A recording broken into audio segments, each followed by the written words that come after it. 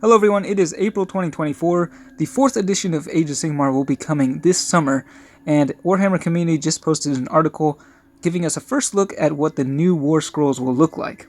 So in this video we'll be taking a look at the two new War Scrolls and comparing them with their 3rd edition counterparts. First we'll start with the Liberators of the Stormcast Eternals, and then move on to the God of Death himself, Nagash.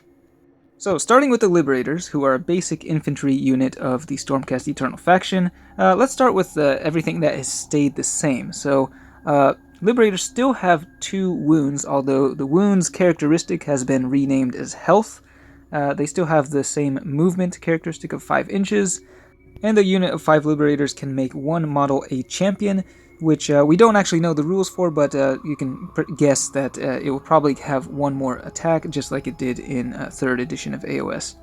But those are pretty much the only things that are exactly the same. Now let's look at what's changed. Now first of all, you'll notice that the save has gone from a 4+ to a 3+, and that's actually because the shields, which used to be sort of an optional equipment, if you equip them with shields, then they get a 3+ save, basically. But in this new Liberator Warscroll, they now just have a base save of 3+, but there's no longer the option to equip them with 2 Warhammers or 1 hammer and a shield.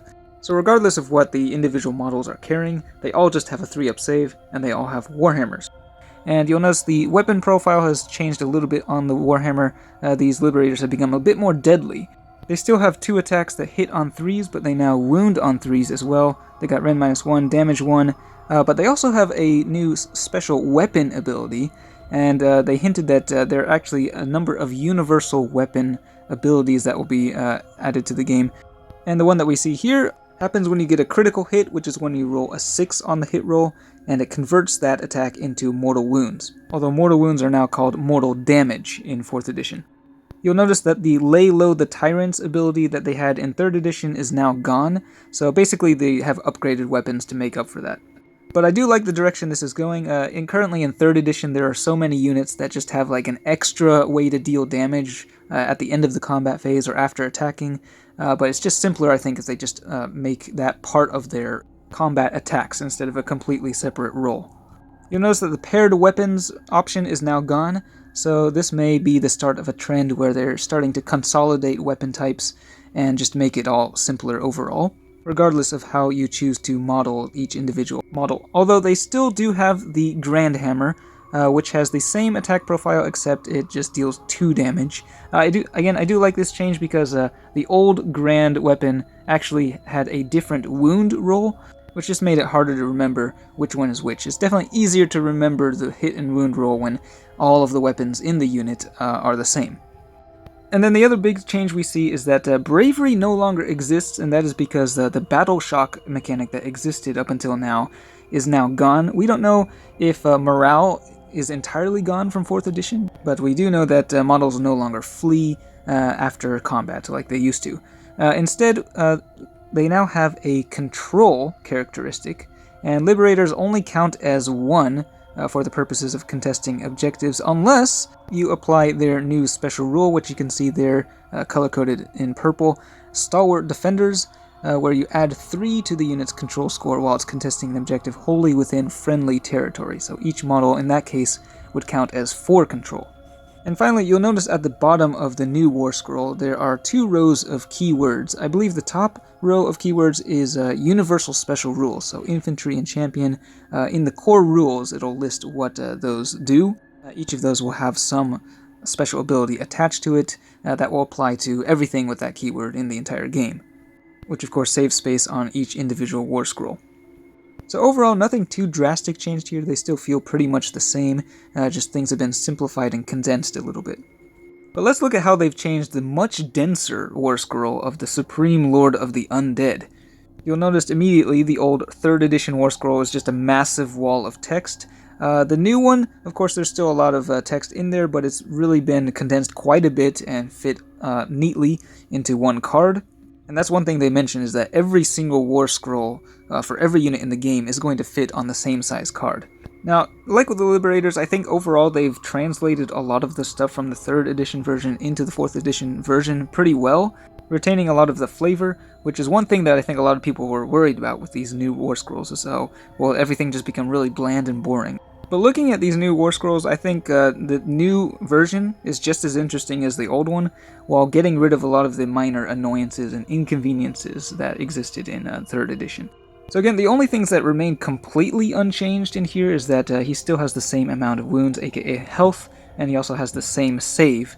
But pretty much everything else is fairly different. One of the biggest changes I noticed immediately is that the massive bracketing table that exists for a lot of monsters in 3rd edition is now gone. And that's been replaced with the passive battle damaged rule, which basically just reduces the power of Nagash after he's taken 10 damage. So again, just much simpler. One of the really annoying things was just having to refer back to the bracketing table, which was different for every single monster. It was just impossible to remember.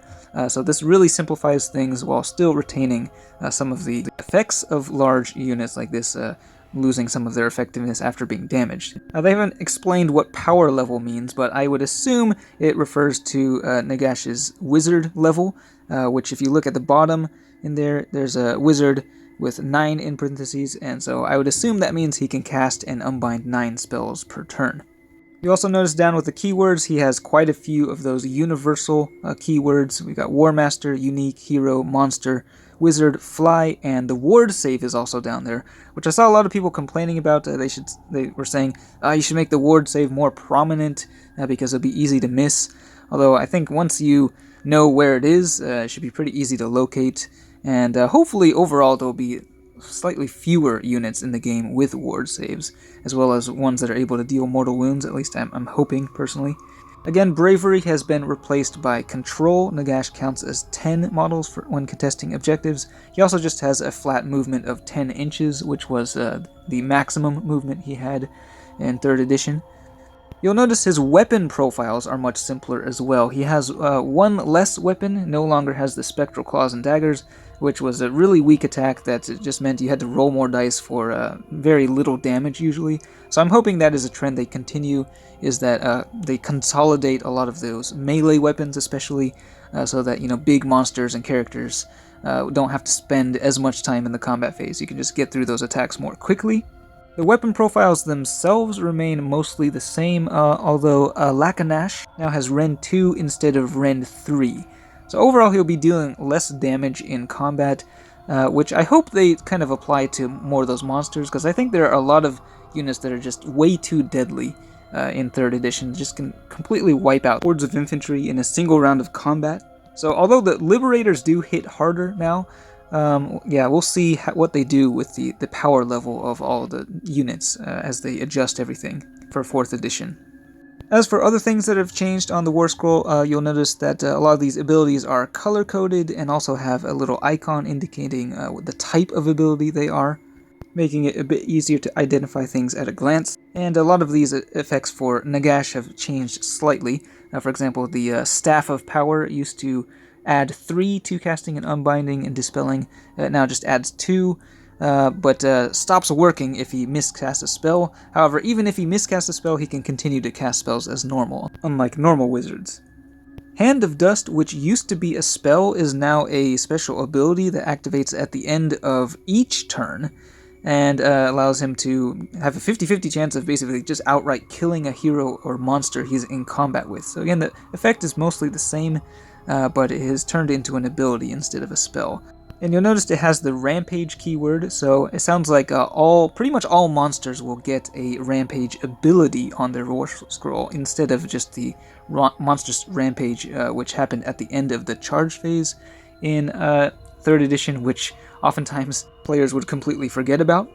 So I think that's definitely an improvement and will make each monster feel a little bit more unique at the same time. His Supreme Lord of the Undead ability functions a little differently in the 4th edition. In 3rd edition, it could be used multiple times to bring back units, although at half strength. And now it's just once per battle, but it can bring back a unit at full strength, identical to the original unit. And finally, the Invocation of Nagash, which used to be an ability in 3rd edition, which could heal multiple friendly units, has now been turned into his only Warscroll spell, which can be used any number of times per turn, and it can have any of 3 different effects, either giving a ward to friendly units, healing some of your units, or dealing damage to enemy units, and it looks like it has a casting value of 7. So, of course, with Nagash being able to presumably cast up to 9 spells per turn, you could use the Invocation of Nagash up to 9 times, which is pretty crazy. And finally, they mentioned that this is actually the Ossiarch Bone Reaper Warscroll, specifically for Nagash, but they'll be making one for each of the Death factions, although we don't know what's going to be different between each Warscroll. So again, Nagash, I think, functionally remains mostly the same, but a lot of things have been, again, condensed and simplified. It's a lot easier to read the Warscroll, and I think it'll be just a lot less to remember during the actual battle itself. So I'd say this is a major improvement, and I'm really looking forward to seeing what they do with all the other Warscrolls in the game. Let me know what you think of these changes, if there's anything you think should be done differently, or if you have any questions, feel free to leave a comment. But that's it for this one. Thanks for watching, and I may or may not see you next time.